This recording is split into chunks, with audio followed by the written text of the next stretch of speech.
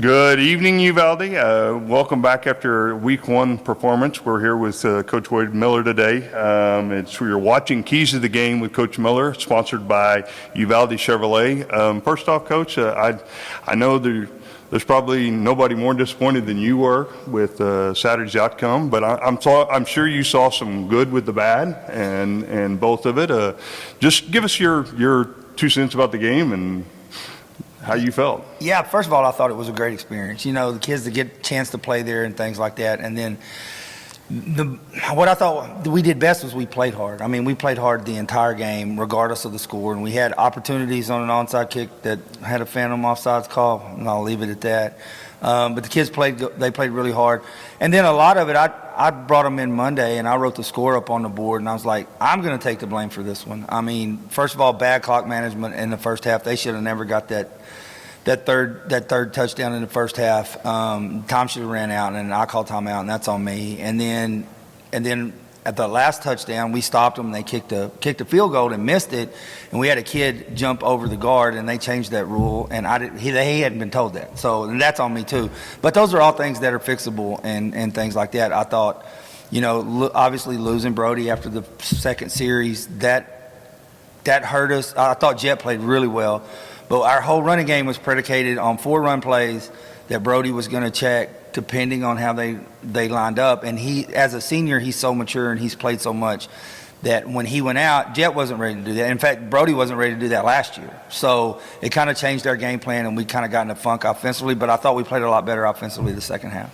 Yeah, I mean, as a fan watching the game, I mean, it's kind of the old Aggie mantra or just football mantras. I kind of felt like you ran out of time a little bit. Yeah. You know, we started a little slow, but then we were kept creeping back in it, and you get that onside recovery, and Landon almost broke that thing for a touchdown. He was one step from taking it to the house. He's dead where he catches it. Yeah. You can't advance an onside kick. Oh, you can't? You cannot? Yeah, okay, I didn't know that. That's a good learning point. Landon goes, I was going to score. I said, no, you weren't. Yeah. Well, it's a good learning point for me too.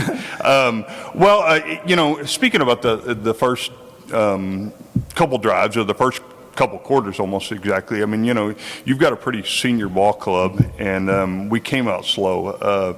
Why do you think that was, and what are you going to do this week to help alleviate some of that? You know, I think part of that was on me as well. First of all, we couldn't get outside last week. We were in the gym practicing with the rain, and that hurts us, but Jefferson was in the same boat, so that's no excuse. I think I got him there too early. We wanted to get there and watch the first half of the first game, and then it took forever for that game to end, and we were in that locker room forever. We're going to be on a normal routine this week, which is good for us. So we're not going to get there too early. We're going to do our normal thing. And then we didn't have our normal warm-up or anything like that because we were on a time crunch. And I think all those things kind of attributed to the slow start, as well as just kind of being where we were. You know, they were in awe when we went out to warm up.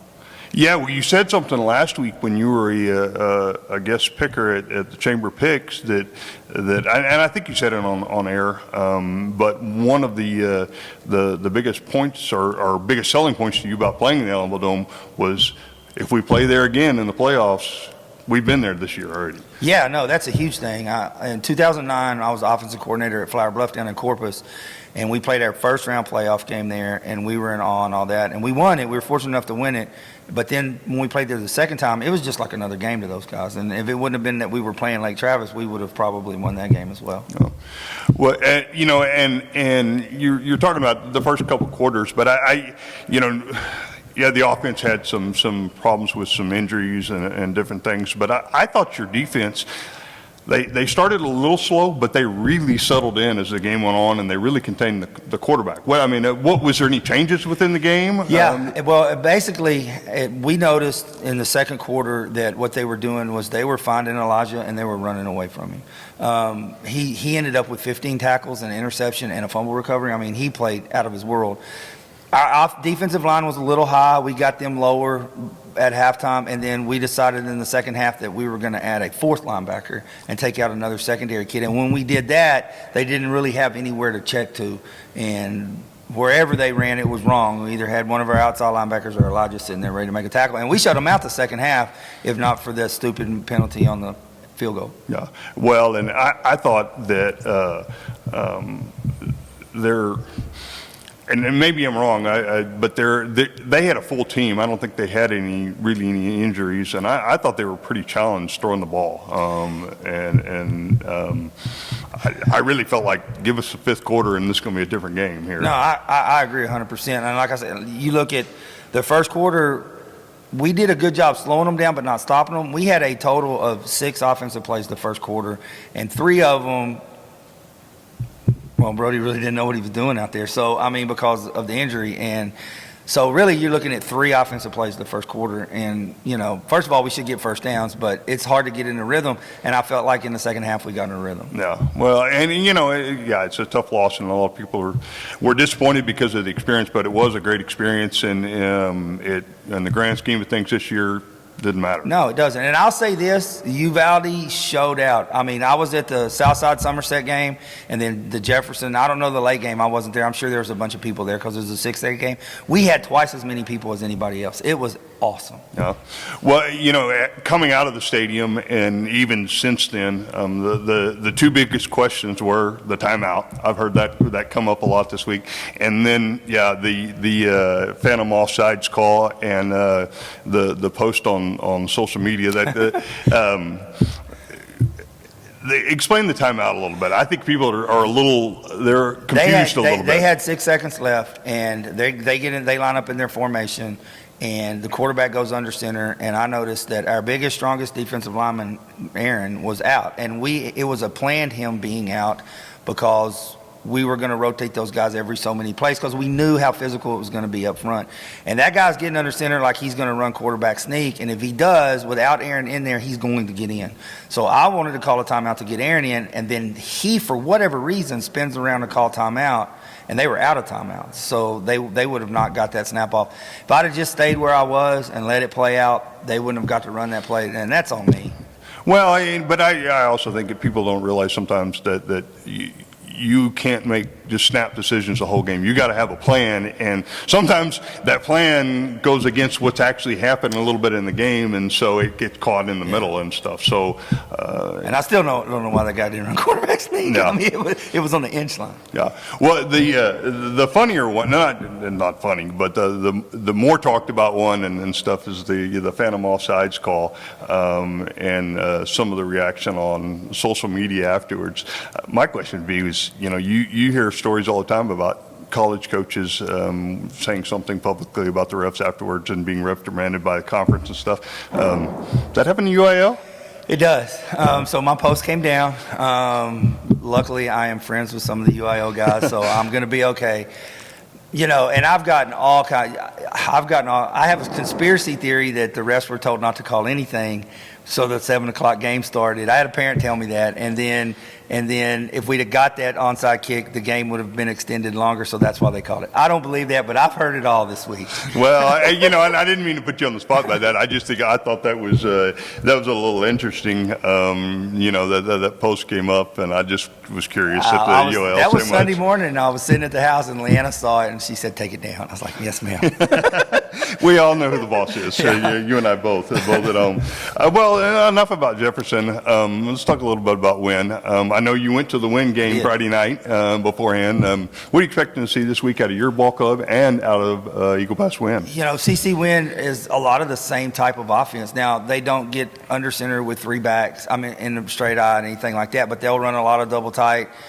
They struggle throwing the ball as well. They got a big running back. He's a sophomore, but man, he's a big, strong kid, and it's gonna be another tough physical game. My guys, I think last week, as depressing as it was, I think it prepared us better for this week. And even my first year here, the Wynn Uvalde games are always close. I mean, it's gonna be a tough, tight game.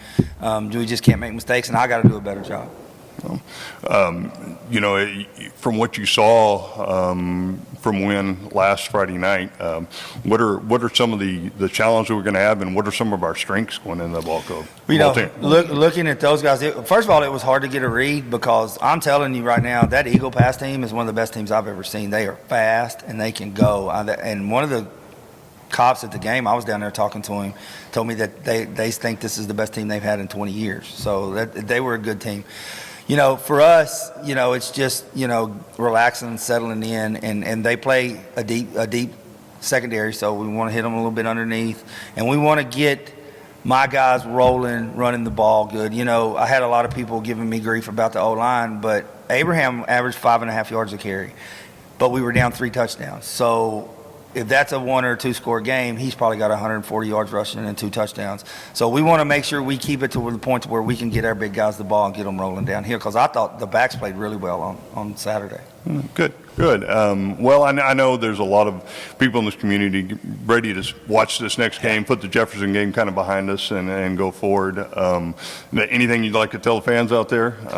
No, we've had a great week of practice, and I was still down when I got here Monday, and I thanked the kids after practice Monday. They were upbeat and ready to go. I mean, those guys were just, "Oh, it's over, Coach. Come on, let's go." So, you know, they're ready. We've had a great 2 days so far this week, and I told the kids yesterday. Yesterday was the first normal football practice we had. It wasn't at 8 at night. It was right after school like always, and it wasn't like practicing in an oven. I mean, it was hot, but 97 after 107, it felt like it's supposed to feel this time of year, and we had a great practice yesterday. Well, that's fabulous. We've talked about the fans from the Jefferson game and come with the comments and leading up to this game, them being ready to put this behind us. What's the most unusual reaction you've gotten from a fan in the past? Oh, gosh, I remember one time I was the offensive coordinator at Giddings, Texas, and we lost the game, and we didn't score very many points, and I'm walking down out of the booth, and I had a guy tell me he wished my parents had never met, to which my reply was, I do too, then I wouldn't be in this town right now. So, but that's probably the worst one. You know, you never know, and it doesn't upset you because, I mean, at least they're passionate. You know, I've coached at schools where you'd be lucky to have 15 people show up. If they're there and yelling and passionate, you know when you do well, they're going to be passionate for you too. So, I mean, that's just part of it. Well, that's definitely one thing about this community. You know, they've been passionate around the Coyotes for a lot of years, and I told a group of seniors 3 or 4 years ago that's the one thing.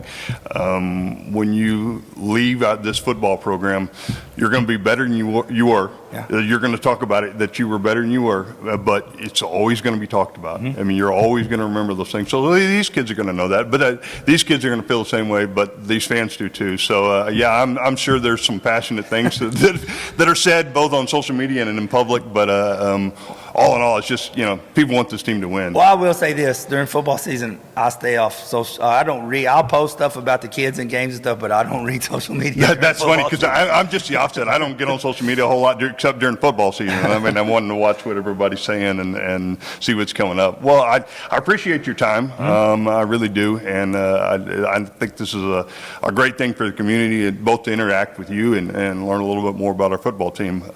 Any last words for this week? No, thank you guys for having me. I hope to see everybody in Eagle Pass. I'm just going to warn you, I was there last Friday. Eagle Pass may be the hottest place on the planet, but, you know. Yeah, sitting on those metal bleachers at 7 o'clock in the direct sun is not going to be fun. No. Well, I'm not going to lie. I sat on the wind side last week because it was in the shade. Wind was the home team last week? They were the home team, and they were in all black. I know those guys were hot. Yeah, if there's one game they will be up for, it's the Eagle Pass game, or both ways. I mean, you know, those kids grow up together. I'm sure it's sold out. Yeah. So, well, the Eagle Pass side was.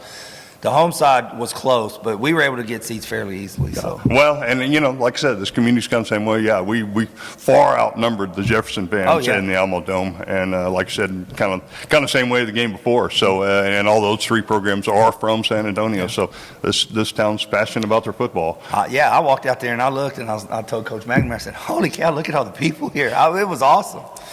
Well, thanks, Coach. And I know the kids had a great experience, and even though they came out on the wrong end of the game, and something they'll remember forever. So, yeah, I played basketball in the old Hemisphere Arena, and I don't remember if we won or lost a game, but I can remember playing there. So as did I. I played in the Hemisphere. Did you? As well. So yeah, 20 years from now, they may not remember if they beat Jefferson or not, but they'll remember playing the Alamo Dome. Well, I thank you, Coach, and thanks for your time, and we'll talk to you next week. All right, thank you all very much.